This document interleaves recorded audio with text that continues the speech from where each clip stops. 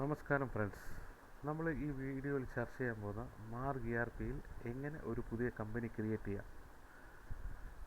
അതിനുവേണ്ടി ഞാൻ മാർഗ് ERPയിൽ ഐക്കണിൽ ക്ലിക്ക് ചെയ്യുന്നു. Just follow.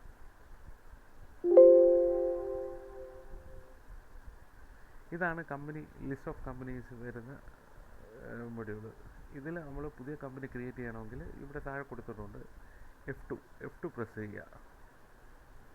അപ്പോൾ കമ്പനിയുടെ പേര് ഫസ്റ്റ് കൊടുക്കാനുള്ള ഓപ്ഷൻ വരും. അപ്പോൾ ഞാൻ ABC അല്ലെങ്കിൽ മെഡിക്കൽസ് ആണ്, ഞാൻ ഫാർമസി ഷോപ്പാണ് ക്രിയേറ്റ് ചെയ്യുന്നത്. മെഡിക്കൽ ഷോപ്പ് എന്ന് പറഞ്ഞത് ക്രിയേറ്റ് ചെയ്യാണ്. എൻ്റർ അഡ്രസ്സ്, ഫോൺ നമ്പർ,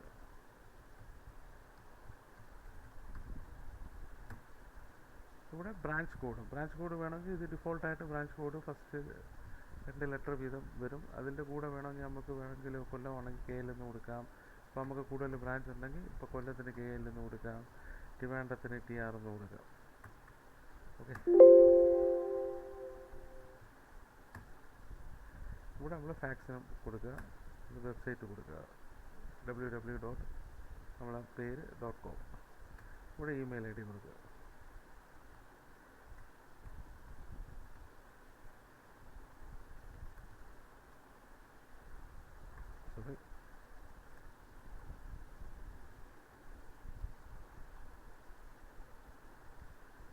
ഇവിടെ നമ്മളെ രാജ്യം ഏതാ, ഇന്ത്യ സെലക്ട് ചെയ്യുക. ഇവിടെ നമുക്ക് കുറച്ച് ലിസ്റ്റ് തന്നിട്ടുണ്ട് ഏത് സ്റ്റേറ്റിലാണെന്നുള്ളത്. നമ്മളിപ്പോൾ കേരളം സെലക്ട് ചെയ്യുമ്പോൾ 32 ആണ്, അവിടെ 32 കൊടുക്കുക. ഇവിടെ ഏത് ബിസിനസ് ടൈപ്പ് ഓഫ് ബിസിനസ്സാണ് ചോദിക്കുന്നത്. അതിന് നമുക്ക് ഇപ്പോൾ ഞാൻ സെലക്ട് ചെയ്യുന്നത് കെമിസ്റ്റാണ്, ഫാർമസി ഷോപ്പ് സെലക്ട് ചെയ്തു. ഇവിടെ വന്ന് ഡേറ്റ് ടൈപ്പ് ഇംഗ്ലീഷ് 1 കൊടുത്തു. ഇതിന് വർക്കിംഗ് സ്റ്റൈൽ എന്ന് വെച്ചാൽ secondary batch, MRP, size, serial number അത് സെലക്ട് ചെയ്യുക. തൊട്ട് താഴെ GST കൊടുക്കുക.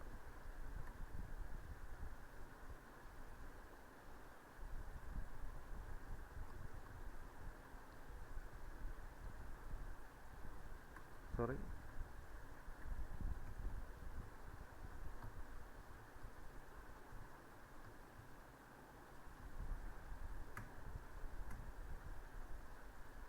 ഇത് സേവ് ചെയ്യാൻ വേണ്ടി ഇവിടെ VAT നമ്പർ, ഇവിടെ ഡ്രഗ് ലൈസൻസ് നമ്പർ,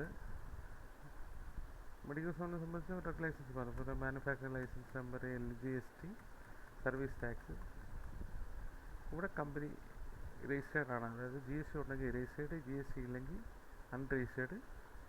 ഇപ്പം GST ഉണ്ട്, റീറ്റെയിൽ കോമ്പോസിഷൻ ആണ്, കോമ്പോസിഷൻ അത് നമുക്ക് ഇവിടെയാണ് സെലക്ട് ചെയ്യേണ്ടത്. ഇപ്പം ഞാൻ GST ഉള്ള കമ്പനി രജിസ്റ്റേർഡ് ആയിട്ട് സെലക്ട് ചെയ്യുന്നു. ഇവിടെ പ്രോഡക്റ്റ് വൈസ് ടാക്സ് സ്ട്രക്ചർ വേണമെങ്കിൽ നമുക്കിവിടെ ഡിസൈഡ് ചെയ്യാം. 2 ടൈപ്പ് ഉണ്ട്, ഒന്ന് ബിൽ വൈസും ഉണ്ട്, പ്രോഡക്റ്റ് വൈസും. ബിൽ വൈസ് എന്ന് പറഞ്ഞാൽ ടോട്ടൽ പ്രോഡക്റ്റ് എല്ലാം കൂടെ എൻട്രി ചെയ്തിട്ട് അവസാനം ടാക്സ് കളക്ട് ചെയ്യുന്ന രീതി. പ്രോഡക്റ്റ് വൈസ് എന്ന് വെച്ചാൽ ഓരോ പ്രോഡക്റ്റിൻ്റെ എൻഡിൽ ടാക്സ് കളക്ട് ചെയ്യുന്ന രീതി. ഇപ്പോൾ നമ്മൾ പ്രോഡക്റ്റ് വൈസാണ് സെലക്ട് ചെയ്തത്. വാല്യുവേഷൻ, ലാസ്റ്റ് പർച്ചേസ് കൊടുക്കാം.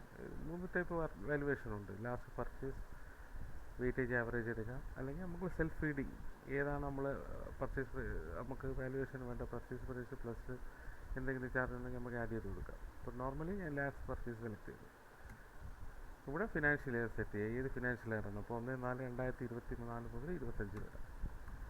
ഇത് വേണമെങ്കിൽ നമുക്കൊരു പാസ്വേഡ് സെലക്ട് ചെയ്യാം. എന്നിട്ട് Ctrl+W കൊടുക്കുക.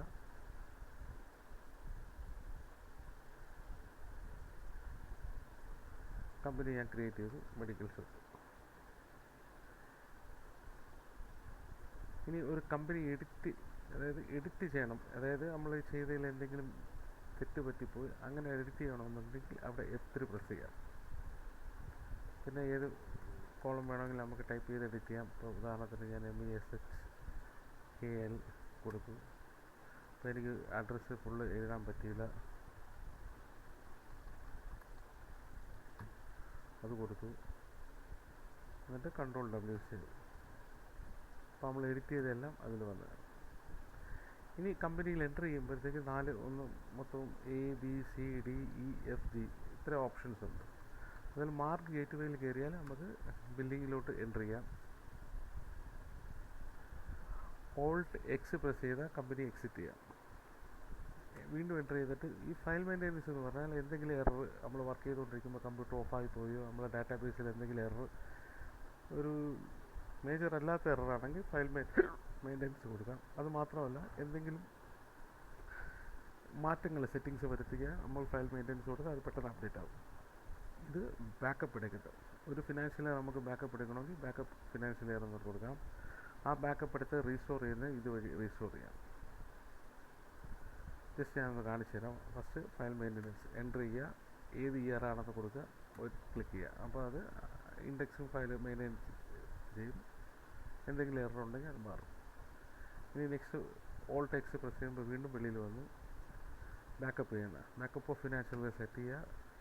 വീണ്ടും ഏത് ഫിനാൻഷ്യൽ ഇയറാണ് ബാക്കപ്പ് ചെയ്യേണ്ടത് അത് എൻ്റർ ചെയ്യുക. ഇവിടെ ബാക്കപ്പ് ഡയറക്ടറി കൊടുക്കുക. ഇത് ഫയൽ നെയിമാണ്, അത് നമുക്ക് ഇഷ്ടമുള്ള നെയിം വേണമെങ്കിൽ ടൈപ്പ് ചെയ്ത് കൊടുക്കാം. ഇത് മാർഗിൻ്റെ ക്ലൗഡ് ബാക്കപ്പിലാണ്. നിലവിൽ മാർഗിൻ്റെ ക്ലൗഡ് ബാക്കപ്പിന് പെർ 5 രൂപ വെച്ചാണ് നമ്മൾ ചാർജ് ചെയ്യുന്നത്. അത് മാർഗ് വാലറ്റിനെ കുറിച്ച് ഞാൻ ഡീറ്റെയിൽ ആയിട്ട് ഒരു വീഡിയോ ചെയ്യുന്നുണ്ട്, അപ്പോൾ അതിൽ നമുക്ക് ഡിസ്കസ് ചെയ്യാം. ഇത് വേണമെങ്കിൽ നമുക്ക് ബാക്കപ്പ് ട്രാൻസാക്ഷൻ ഹിസ്റ്ററി എനേബിൾ ചെയ്യാം, എസ് കൊടുക്കാം. ഇവിടെ ഇമെയിൽ ബാക്കപ്പ് ഉണ്ട്, എസ് കൊടുത്ത് തന്നെ നമുക്ക് ഇമെയിൽ ഐ ഡി കോൺഫിഗർ ചെയ്യാം. ഇവിടെ ഗൂഗിൾ ബാക്കപ്പ് ഉണ്ട്, ഗൂഗിൾ ഡ്രൈവ് അല്ലെങ്കിൽ നമുക്ക് ഇവിടെ സെലക്ട് ചെയ്യാം. വൺ ഡ്രൈവ് ഇവിടെ സെലക്ട് ചെയ്യാനുള്ള ഓപ്ഷനുണ്ട്. ഇവിടെ ഫയൽ, അതായത് നമുക്ക് എവിടെയെങ്കിലും FTP അതായത് ഏതെങ്കിലും സ്പേസ് സെർവർ സ്പേസ് ഉണ്ടെങ്കിൽ നമുക്ക് ആ FTP ലിങ്ക് കൊടുത്ത് അവിടെയും ബാക്കപ്പ് ചെയ്യാം. ജസ്റ്റ് എൻ്റർ ചെയ്താൽ ഓട്ടോമാറ്റിക്കായിട്ട് ബാക്കപ്പ് ഫുൾ കംപ്ലീറ്റ് ആവും. എസ്കേപ്പ് ചെയ്യുക. ഇനി ഇത് റീസ്റ്റോറാണ്. റീസ്റ്റോർ ക്ലിക്ക് ചെയ്യുക. എങ്ങനെ റീസ്റ്റോർ ചെയ്യുന്നത്? റീസ്റ്റോർ ക്ലിക്ക് ചെയ്യുക, റീസ്റ്റോർ ഫ്രം ഫയൽ കൊടുക്കുക. എവിടെയാണോ ബാക്കപ്പിൻ്റെ ലിങ്ക് ജസ്റ്റ് കാണിക്കാം. നമ്മൾ എവിടെയാണോ ബാക്കപ്പ് ഇട്ടേക്കുന്നത് ആ ബാക്കപ്പിൻ്റെ ജസ്റ്റ് ഒന്ന് കാണിച്ചു കൊടുത്താൽ മതി. സോറി,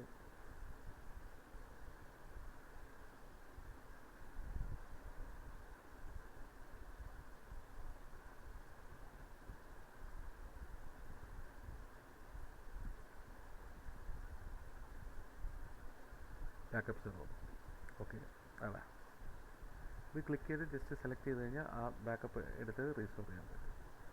ഇനി ഇത് പുതിയ ഫിനാൻഷ്യൽ ഇയറിലോട്ട് ചേഞ്ച് ചെയ്യുന്നതാണ്. ഇപ്പോൾ നമ്മൾ മാർച്ച് ആകുമ്പോഴത്തേക്ക് ജസ്റ്റ് അക്സെപ്റ്റ് കൊടുത്തു കഴിഞ്ഞാൽ അടുത്ത 21/4/2025 മുതൽ 31/3/2026 മാറും. സ്റ്റെപ്പ് കൊടുക്കുക. ഇതിപ്പോൾ എനിക്കൊരു ഫിനാൻഷ്യൽ ഇയർ വേണ്ടാന്നുണ്ടെങ്കിൽ എനിക്ക് ഡിലീറ്റ് ചെയ്യാൻ വേണ്ടി ജസ്റ്റ് ക്ലിക്ക് ചെയ്യുക, എൻ്റർ ചെയ്യുക. അപ്പോൾ ആ ഒരു ബാക്കപ്പ് ചെയ്യട്ടോ എന്ന് ചോദിക്കും. ജസ്റ്റ് എൻ്റർ ചെയ്ത് പോവുക. അത് ബാക്കപ്പ് ചെയ്ത് അതൊക്കെ ഡിലീറ്റ് ചെയ്യും. പക്ഷെ ഡിലീറ്റ് ചെയ്യില്ല, നമ്മൾ ഡിലീറ്റ് എന്ന് പറഞ്ഞ് ടൈപ്പ് ചെയ്യണം. അപ്പോൾ അത് ഡിലീറ്റായി. ഇനി നെക്സ്റ്റ് ഓപ്ഷൻ എന്ന് വെച്ചാൽ എന്തെങ്കിലും എറർ ചെക്ക് ചെയ്യണമെങ്കിൽ ജസ്റ്റ് എറർ ചെക്കിങ് ചെയ്യാൻ റീസ്റ്റാർ എൻ്റർ ചെയ്യുക. അത് ഓട്ടോമാറ്റിക്കായിട്ട് മെയിൻ്റെനൻസ് ആൻഡ് റീഡ്. അത് കൂടാതെ ഇവിടെ check rewrite stock books check ചെയ്യും, പിന്നെ അക്കൗണ്ട് ബുക്സ് ചെക്ക് ചെയ്യും. അപ്പോൾ എന്തെങ്കിലും എറർ ഉണ്ടെങ്കിൽ അത് ഇവിടുന്ന് പോകും. എസ്കേപ്പ് കൊടുക്കുക. ഓക്കെ ഗൈസ്, ഇതാണ് മാർഗിൽ ഒരു കമ്പനി ക്രിയേറ്റ് ചെയ്യുന്നതിൻ്റെ വീഡിയോ. നിങ്ങൾക്ക് ഇഷ്ടപ്പെട്ടോ ഒന്ന് മനസ്സിലാക്കിയെന്ന് വിചാരിക്കുന്നു. അടുത്ത വീഡിയോയിലേക്ക് ഫോളോ ചെയ്യുക, സബ്സ്ക്രൈബ് ചെയ്യുക. Thank you.